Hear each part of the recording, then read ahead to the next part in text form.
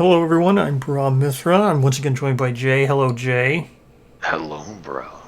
So, we have the June shop update, or June shop listing. We've seen it now, the sale. We've gotten the stuff. This year we have Summer Grimmery. Then we have Summer Urza. Grimmory was teased a while ago. Urza, we don't think we've seen before. We have not. Then we got an Orc Boss for the generic line, which looks cool. Boss is wide. Yes, looks really cool. Orc Boss. It's a really old one, I guess, from like 2016. The old art. Yeah, never released. Then a new IR for Dragon. Revival for Temple Explorer. Yeah. And then the new art prints, which is cool. I love they're doing art prints now. They seem to keep up with them. You get some every sale, it looks like now. And yeah, then some are Goth, some are Morg, or Grimmery. Some are Goth, some are Grimmery, and some are Urza. Yes. And then the return of the Death Dice, the Summer Death Dice. The pink and yellow ones. And then for the Sim, we've already played with it. There was Echoes 3 and Tachyon no Dachi Ruby, which is the Phoenix IR. Yes. So Ruby was 2 or 3 months ago. What was Ruby in physical? 3 months ago? Like 3 months ago. So we've already talked about Ruby. Just to be quick, if you're looking for a Sim, I think we both agreed Ruby's fun to use. It's a better item than it is a weapon, but as far as Phoenix IR go, it's good. It's the first Phoenix IR weapon too, so Yeah. that's because there's some IRs in Gambler's Chest, is what I'm saying. And then we have Echoes 3, complete with weapon swapping. Yes, yes. We can't do it on the monk yet because there's no unarmed weapons in the sim yet. Yeah, that's correct. But it is Echoes 3 is the monk, the dark paladin, the knight, and the sniper. Sniper has bows, obviously. Knight has swords, which looks a little janky because she's holding a grand weapon on the mini. Nah, she's holding a sword on the mini. Well, yeah, it's both. It's both, but she is holding a sword. Yes. It makes sense because her fighting art's sword oath. I still maintain that makes sense. It looks sense, weird, but it makes sense. I agree. Badly. Yeah, it is what it is. Dark Paladin has the two scythes that are on the sim. She does actually work with Frog Dog Scythe. Yes. And then the sniper with the bow. Yes. So, that's Echoes. There will be 4 strains with 4 strain fighting arts. Yes. I've covered them before, a long time ago. Echoes 3 is like a 4 or 5-year-old release. There is a video on it. I don't think Jay did that with me, but either way, I think Echoes 3 has one of my favorite minis. I love Sniper. She looks really cool. I'm a big fan of the Echoes 3 version of Dark Paladin. Her generic version is not a good mini. But the Echoes Dark Paladin is fantastic, in my opinion. Yeah. It's always cool because they can swap weapons. So I also like the Knight. I don't know what her name, whatever one it is. The Knight. The Sword Oath one. She is, in fact, the Knight. She's wearing real armor. She has the King's Curse. Yes. I just meant the generic. I forget what Knight she is. She's one of them. She's just Knight. Just Knight. Oh, okay. Yeah, Knight she is too. Yeah, I couldn't remember. But, so, the strains, I think the strains are really cool. Echoes 3 has really good strains. That's the one with the vermin as well. For losing to Gold Smoke Knight or whatever. But I think the strains are pretty good. The 2 of them are really good. I like Sword Oath because Sword Oath Super cool. is really cool. I remember at the time Sword Oath launched, we thought it was a lot of paperwork, and now we've all played arcs. A lot of note keeping, but thing of the past now compared to arcs. And then the fist with the tutoring mechanism of Fiddler Crab. I forget what it's called. Fiddler Crab Spider. No, the Armored Fist. Armored Fist, that's it. Yes, the one that's based off of your proficiency with Fist and Tooth. Yeah, if you are fist and tooth proficient, your fists gain strength equal to the current armor value of your arms. Yep. That's not to say. You have fist and tooth proficiency. Yep. Not to say Dark Manifestation's a bad fighting art. I like Dark Manifestation, and I also it's just difficult to get, and it's not super great, but it's kind of cool. And you spend Insanity for a free wound, and then the other one is the Stockist, which is just awkward to use because it requires concentration, and it is based off the number of resources in your settlement storage. Which ideally you want to keep fairly low in case they get nuked. Yeah, it's neat. It's very variable in power as to when you get it, and since it's a regular fighting art, you could get a lot of people on it. But since it requires a bow, you don't really want it on a lot of people, and you might not have bows. But whatever, it's still neat. I think Echoes 3 is good. I think it's good, especially in the sim with weapon swapping and all that. I think that and it looks fantastic. And these do not have the issues of Echoes 2. All of the textures are properly aligned. The weapons are properly aligned. They have weapon swapping. It is a sufficiently complete and bug-free release. Yep. So that's the sim releases. Now we'll go to the content releases. So Orc Boss, no content. Aquanaut Urza, no content. So those are typical things. The Summer Aya Painter Scale is just from the old beta Summer Aya. We still haven't seen that Summer Aya yet, but her thing was in Kelenium. That's the spear that she's using in Kelenium. Yep, and it was different from her beta, so maybe eventually we'll see it.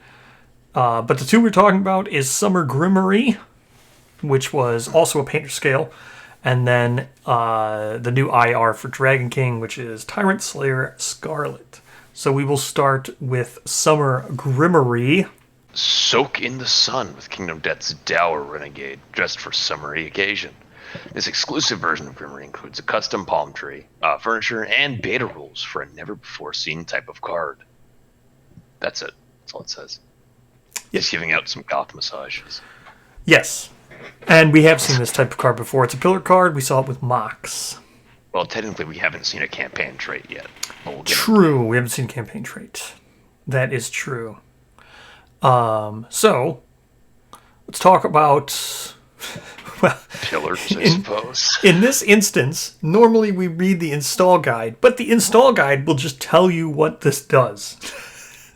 Yes, it says the same thing as the pillar card. It's pretty much the same thing as the pillar card.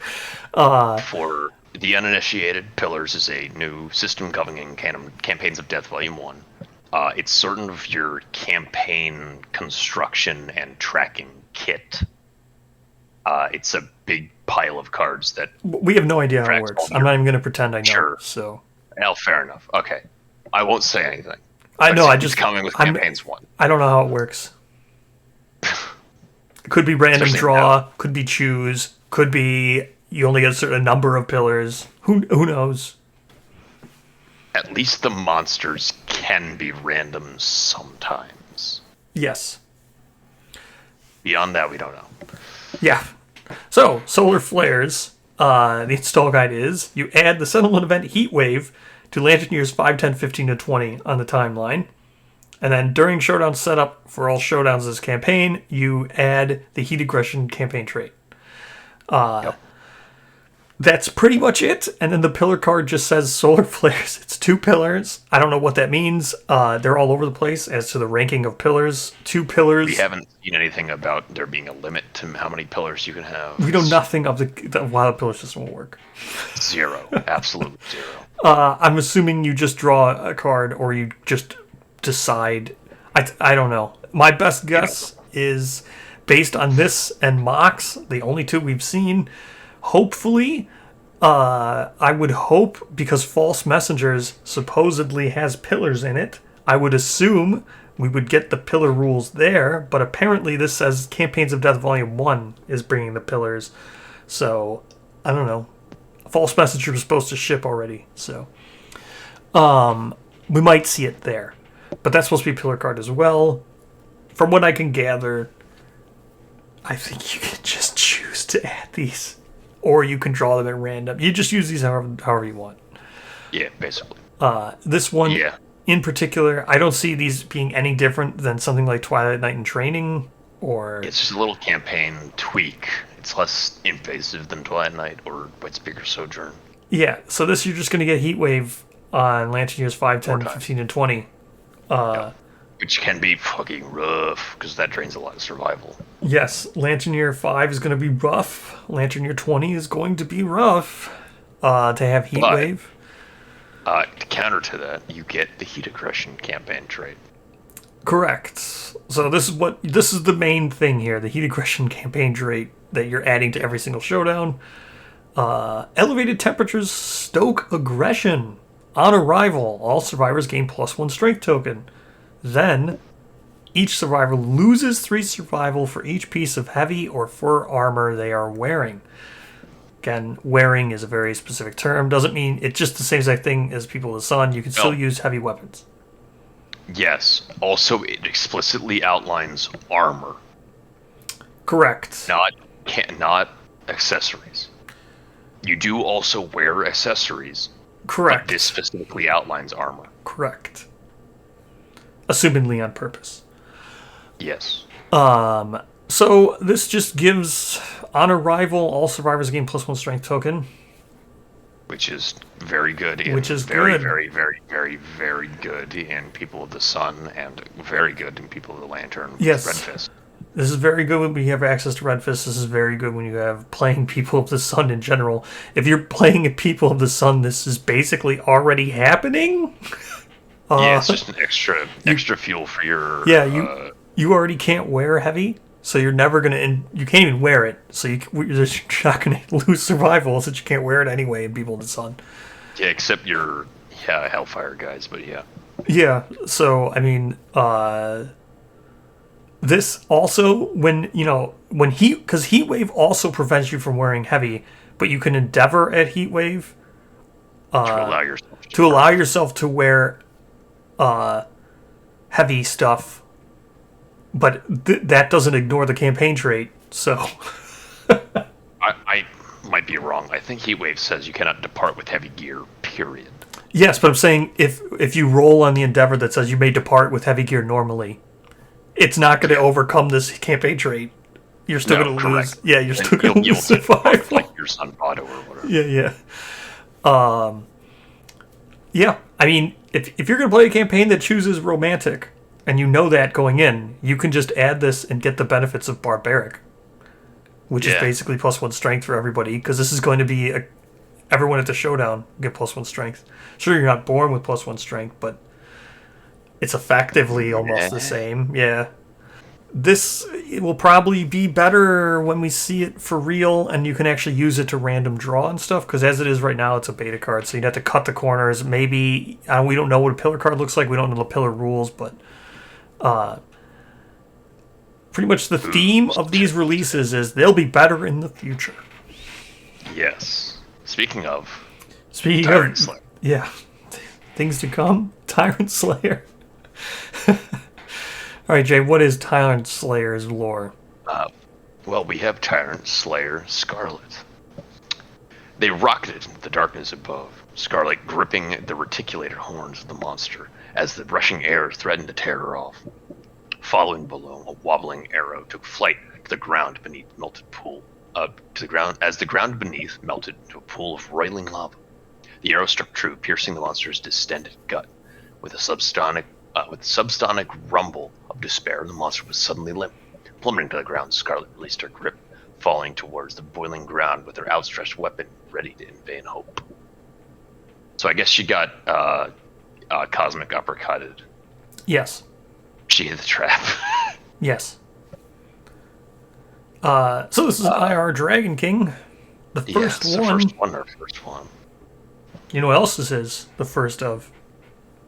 First Dragon Bow. It's the first Dragon King bow. Yes, Dragon King has... You have a campaign with arrows, but no bow. And quiver.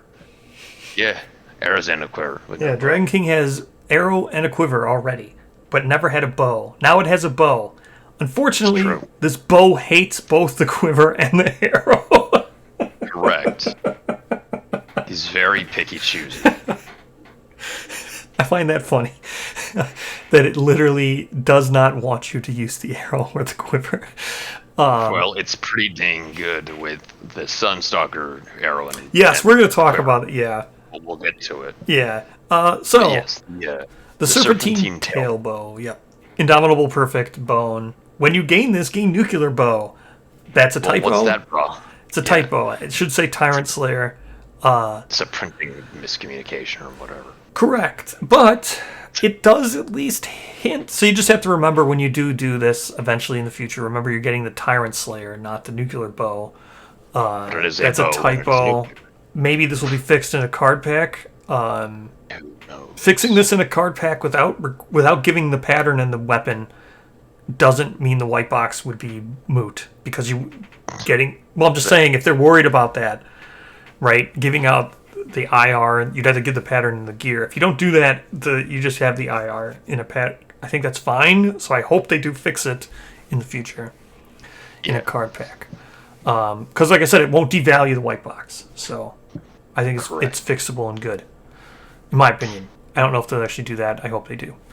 So, it's kind of insight to how this works, because it does call it a nuclear bow. If you know how the nuclear stuff works, you can gather what we're about to talk about before we even get there. Yes, it's fairly straightforward. But yes, you get the Tyrant Slayer pattern. Yes. To build the bow, you can build one of it. It needs 1 Serpentine Tailbone, 2 Iron, 1 Radiant Heart, and 2 King's Claws. Correct. You get the Tyrant. Correct. Now, Radiant Heart is the correct typing. That is the name of the strange resource that you get from killing a level 2+. So you can errata that in your books. It's a level 2+ Dragon With King. sculpture. With sculpture, yes. But it did just say level 2. It should be level 2+. You can also get it from the Death Blow. Yep. Even if you don't have sculpture. Correct. The book also says Radiant Core, so that's a typo. So you can fix those 2 typos. You can get Radiant Heart and 2+. This is surprisingly cheap, knowing that this is a 2+ and you're going to get the Radiant Hearts. Yeah. You do obviously need to kill a level 3 for the tailbone. Yes. But it's kind of a deceptive cost. So, Tyrant Slayer Bow, how's it work, Jay?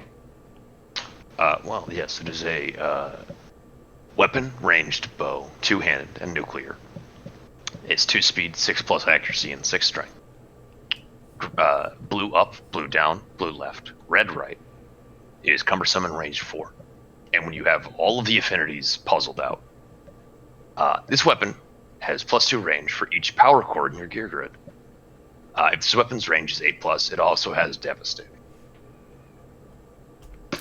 Interesting. This is first off, this needs to be in the center of your gear grid. Yes, has to be. Interestingly enough, what is the Dragon King armor set have? Puzzles. Oh yes, the body needs to be in the dead center. Yes, the body also has 4 affinity puzzle locked thing to get pretty much the partnership ability. It's just to get to when you arrive, you get full survival. So yeah, this doesn't really super go with the Dragon King armor. It doesn't, because of that. But you don't need that. I will say, if you don't need it. But it's worth noting now that Dragon King has 2 things that require to be in the middle of a grid. With that said, you still do need the cores if you want to use this. Yes, well, you need at least the blue one. Yes. So the blue one's going to make this sharp. No, blue one gives it deadly. Oh, you don't need the blue one then, because you could be a bowmaster, which also gives it deadly too. The red one. Yeah. The red one. So you want to use the red one. The red one, the one that makes this sharp. That's the one you got to pretty much use, because if you don't have this devastating and you don't have the long range, you ain't wounding at all with a 6 strength. Yeah, it's pretty bad. Yeah, by the time you're killing level 3 Dragon Kings, you ain't wounding other stuff with a 6+. You don't want to be in that situation. This is basically the stat line of a Vespertine bow without sharp. Yeah. So you want that sharp, and then you'll get range 6. So you definitely want the red core in your grid. Now, you might not need the second core. There's lots of things. Jay, do you remember the list of stuff that we talked about? Well, there's Stockist. There's Death Education. Correct. There's Which is a knowledge, by the way. There's the Bow and Sunstring from Sunstalker. And we know that it is possible, raw, to use both Sunstalker and Dragon King. Correct. We're going to talk about that too. But first, we want to just get to what Bow basic. Yeah. That's all of them, I believe. But there's some ways. There is not. There's more. Giant Stone Faced. So if you had Strategist, you could get +2 range from the Giant Stone Face. Again, Facism stays winning. Facism stays winning. I was about to say that. Strategist also will put down a Giant Stone Face. So Strategist is a way to get it. It's pretty common if you're not using arcs. If you're using arcs, Facism stays winning because you're going to go for that. The other one that's coming out is Gatherism. True, that one has the overgrown stone face or whatever it's which called. is exactly the same as the stone face with the +2 range. You could get the grid. You could get the core outside of your grid with Second Stomach. Because Second Stomach declares that it is considered in your grid. Yes. So there are ways to get around this. Clever, interesting ways that aren't just 2 core, but the much more cheap and obvious option is it's to the 2 use, cores. The 2 cores and a rawhide set and a luck jar. If you do go the 2 core route, that's your gear grid. An armor set is 5 pieces, usually. There are ones that are not, but usually they're 5 pieces, so that's 5. Then you get the bow, which is 6, and you get the 2 cores, which is 7 and 8. Now, the 2 cores have no affinities at all. So they're going to go in your top and bottom of the grid, because this needs to go in the center with the 4 other cards around it getting its affinities. You basically have such limited play with whatever your 9th item might be, but... Sure, but hear me out. You got the bow in the center, and you have the cores in the top left and the top right. Yeah. They don't have to go there, but... They do, actually. You have the rawhide hat above that, above the bow. You have the luck arm to the left of the bow. You have rawhide gloves to the right of the bow. Yeah, that's true. You have the rawhide vest under the bow, and something red left to activate that whatchamacallit bonus, the evasion bonus. Correct. And this also works with Lope. It's pretty easy. You have the evasion bonus. You just have the pants there and the boots to the right. Yeah, this is pretty easy to activate with Lope too. Sure. Yeah. So, just saying, this has a lot of grid encumbrance. Yes, it needs 4 pieces of gear to complete its puzzles. Then it needs the 2 cores and itself. So it's got a threshold of 7 items that it needs to have to even be taken out in your gear grid. Correct. So it's very, very gear hoggy. Because not only that, the 2 cores that we have so far, we could get more cores in the future. If future cores have affinities and stuff, or if future cores are, let's say Tyrant comes, or not Tyrant, let's say Dragon King comes with a bag of holding or something, like, that says you can carry cores outside your gear grid, right? Yeah. Something. Like a reactor gear. Yeah, something, right? Yeah. So now let's get to what we were talking about. This gear is probably just better in the future. It's very restrictive right now. So what will we talk about in the future? Again, this goes with rules as written. To be clear, we usually review all this stuff as rules as written. You could always, if you wanted to, you could never play rules as written, and you could just do whatever you want, but meaning that you could put any amount of nodes, and you're not restricting yourself to a certain campaign. Same thing with the heat wave, right? If you just wanted to use what we just talked about the beta, but rules as written say you have one node 3, and your node 3 being Dragon King. Until the pillar system comes out. Yes. Correct. And then you use the Sky King that we've already seen, where it's Sunstalker and Dragon King. They make a hybrid armor set. And they make a hybrid armor set. If we had to hedge our bets, I'm gonna say that armor set's gonna be good with this. I would agree. As a pure blind shot. Yes, and this what is the sun bow or sun quiver do?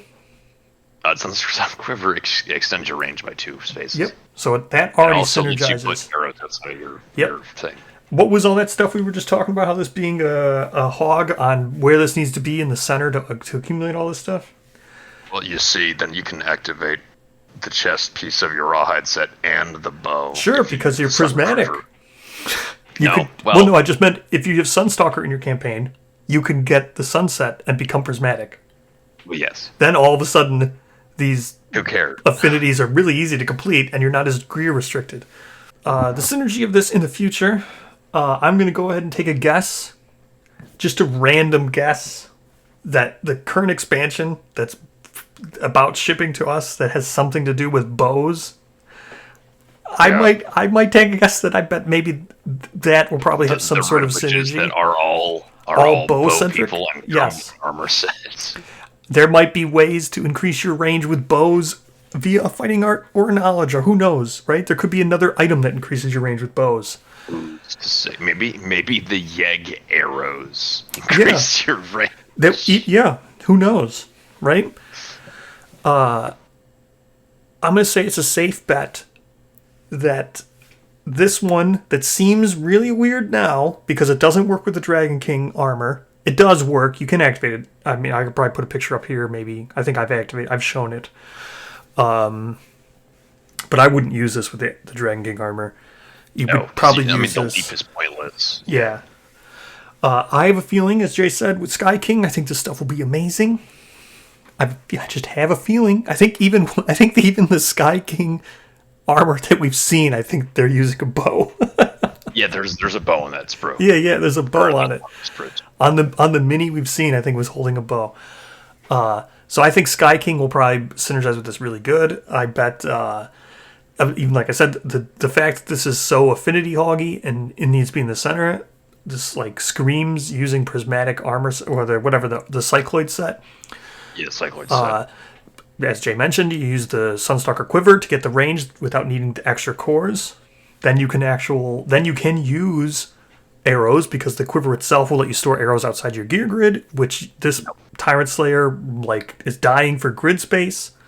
Yes. The more you have, the better.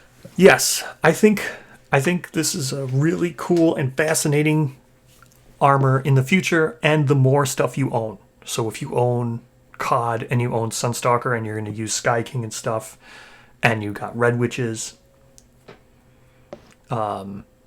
Unfortunately, I think if you don't have all that stuff and you're looking at this just as a Dragon King IR, it gets a lot less interesting. Yeah. I'll let you go first. And we'll start with the Sim stuff. Would you buy the 2 Sim releases? Well, listen. I have to because we stream twice a week. You don't have to. I don't care. Joking aside, definitely Echoes 2. 3. Ruby, they previously White Box Survivors were $5. They raised that to $7. I don't know if that's worth it for everybody. For Ruby. That's true. Echoes 3 rather. Yes, that's 4 minis. They all have weapon swapping. They are all good minis that I like. They all have attack animation that works, usually. Echoes, yes. Ruby, wait to see if they do some sort of Sim Indomitable bundle. I already do own Echoes 3, so the fact that's telling enough that I bought it physical is enough that if I was a Sim-only player, yes, I would obviously have bought it for the content. Yes. So those 2, I agree. Pretty much we both endorse all the Sim stuff. Now, let's go with Grimmery. Grummery I find a lot less interesting than Mox as far as beta pillars go. I agree.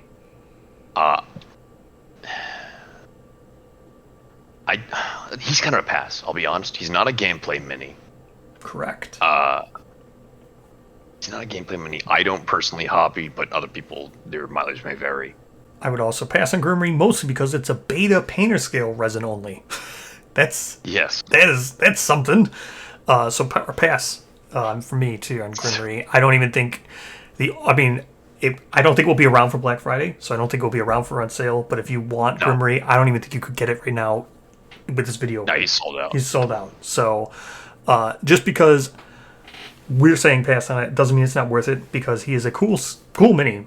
Like with the if you're a hobbyist, sure. You're a hobbyist, he's really cool. Hobbyists. He will definitely be an attention grabber at most like painting competitions and stuff. Just from for sure. So now, the Tyrant Slayer Scarlet IR. Definitely a wait and see for Gen Con. Or not Gen Con, Black Friday. I don't know if I would get this one right away, based on the fact that I think this works better in the future. I think you will use this when you're playing with Sky King. I kind of want to see what Sky King will do, and maybe that bow will just be better. This one, to me, see, I can't imagine Sky King will not have prismatic, because if Sky King does not have prismatic, it's worse than Cycloid. Period. But what if Sky King armor also has a center armor? Exactly. That's what I mean, right? It requires the Dragon King chest piece. This is so constructive. Even if I had gotten this in an expansion, let's just say, for sake of the argument, this was Seer's bow, right? Yeah. I've already bought in Red Witch expansion. So even disconnected of me having to pay for this or buying it or anything like that, I still don't think I would like this as much because of it's so restrictive on your grid design. Yes. I'm a player who really enjoys grid design. For example, today, when it was a slow day in the community Discord for Lantern's Reign and stuff, people went to strategy just to talk about cool grid design, right?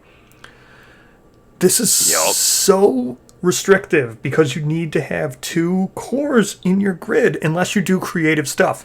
Now, the creative stuff's fun that we talked about with Death Education, Second Stomach, the Second Stomach, Sunstring and Quiver. A useful thing for strategist is huge. I love the fact that the useful thing for strategist. But that still doesn't take out the fact that I need to have 2 cores, plus this in the center, plus then 4 things around it to activate it. It's so very restrictive, plus the fact that I think it works better with Sunstalker. Me, who plays by the rules, won't mix and match until I get COD, because that's how the node system works, right? That's how it works. If I'm hunting, because remember, you need to hunt this. So you can't use this in People of the Stars at all, because you never hunt Dragon Kings. So even in the current situation where I could have them both, having Tyrant and I can't do it now, because People of the Stars, I can put Sunstalker in, but I can't hunt Dragon Kings. And the fact we saw the mini for Sky King has a bow. And what if in COD, Dragon King gets a bow, because it doesn't have a bow? He may very well get a dragon bow. Yeah, we don't know. We just don't know. I think this is such a cool thing. Maybe in COD, they'll have that bag. A nuclear bag that holds cores. That makes this so much better. But you still wouldn't get that bag from COD. I'm so mixed on this that I don't think I'm going to pick it up until I see the future of Kingdom like Death. A year from now. Like, we're talking like a year from now when I can see Sky King. Yeah. I think it's a safe bet that if you were to buy this already and you had Red Witch coming, I bet there's interesting bow stuff. Yes, in the bow Nemesis expansion. Yes. I think if you did get this, or if you just really love bows, this is such a cool bow because it has devastating. This is a really powerful weapon. It's a good bow. It's not a bad bow. That's not what I know I'm saying. We didn't talk about the power, but the fact that this is a bow at range 8 that has devastating is kind of nuts and sharp. Yeah, and no speed, or no slow. You should pretty much always look at this having sharp. I know it doesn't say it, but the core does. The core, yes, adds it. Adds it. So this is definitely a sharp bow, in my opinion. This is a really powerful bow. It's just too restrictive for my taste. So unfortunately, I would pass. Even on Black Friday, I would pass. I would just wait to see COD. Fair enough. All right, so that is it. Thank you for joining me, Jay. Thank you for having me, bro. Goodbye, everyone. Goodbye.